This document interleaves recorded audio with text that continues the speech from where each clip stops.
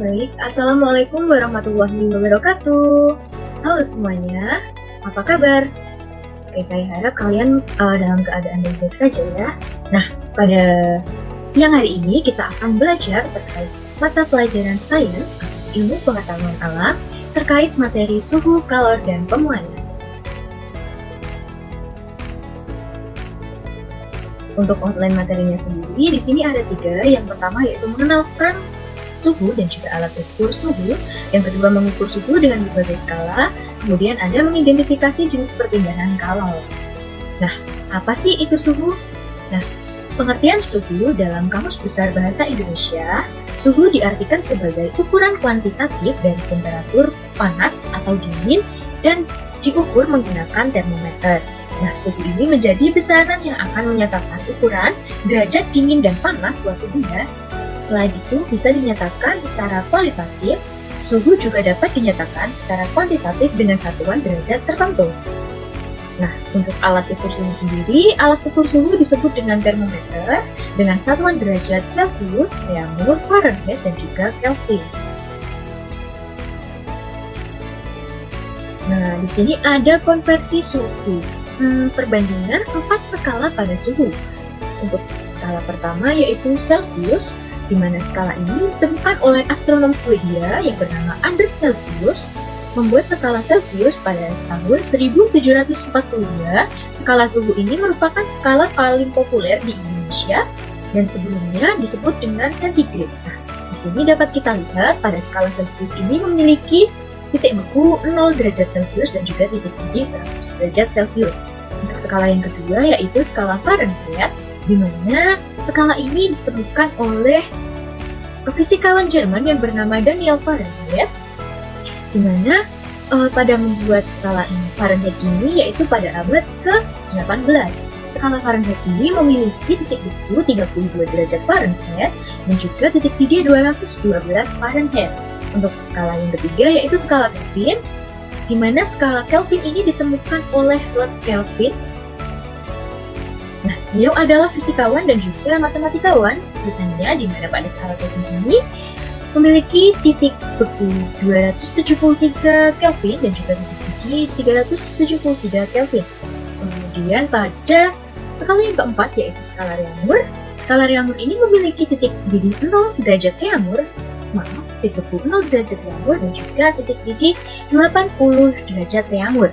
Nah, pada skala Reaumur ini ditemukan oleh Reine Antonie Pavlov de Reaumur atau ilmuwan Prancis yang pertama kali mengusulkan skala Reaumur pada tahun 1731. Saat ini digunakan pada industri permen dan juga keju. Nah, di sini ada konversi suhu. Pada layar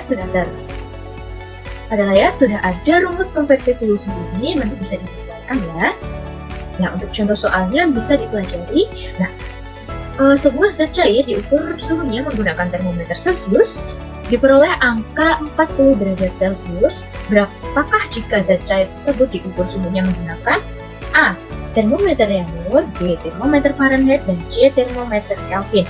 Untuk penyelesaiannya diketahui suhu dalam Celcius yaitu 40 derajat Celcius, kemudian ditanya suhu dalam skala Reaumur, suhu dalam skala Kelvin, dan juga suhu pada skala Fahrenheit.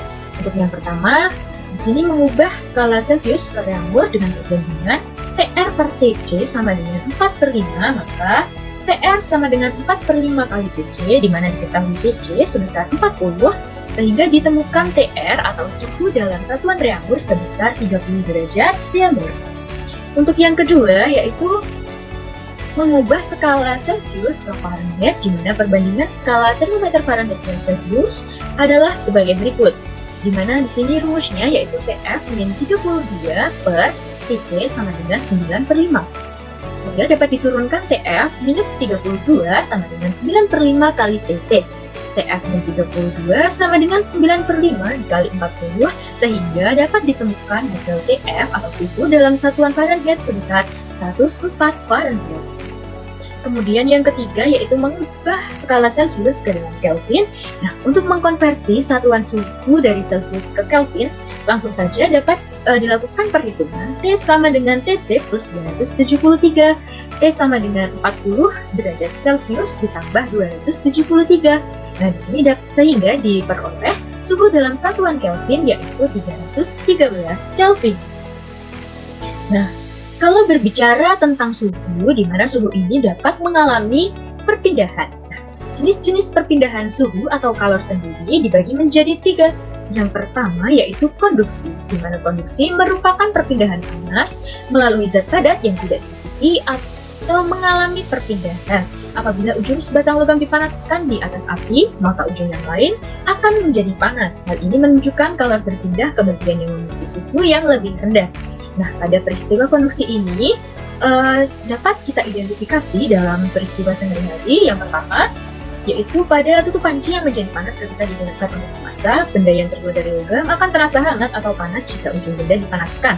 Misalnya ketika kita memegang kembang api yang sedang dibakar, kemudian knalpot motor menjadi panas saat mesin dihidupkan, dan juga mentega yang dipanaskan di wajan akan mengalami karena panas. Untuk jenis perpindahan panas yang kedua yaitu konveksi, di mana konveksi artinya hantaran. Konveksi merupakan perpindahan panas melalui aliran minyak. Zat perantaranya ikut berpindah. Jika partikelnya berpindah dan mengakibatkan kalor merambat, maka akan terjadi peristiwa konveksi.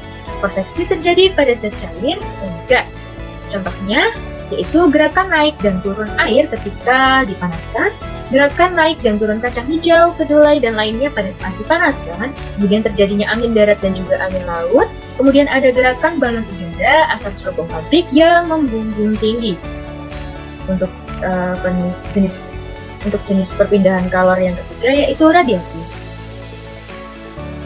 Cukup sekian yang dapat saya sampaikan. Wassalamualaikum warahmatullahi wabarakatuh. Bye-bye.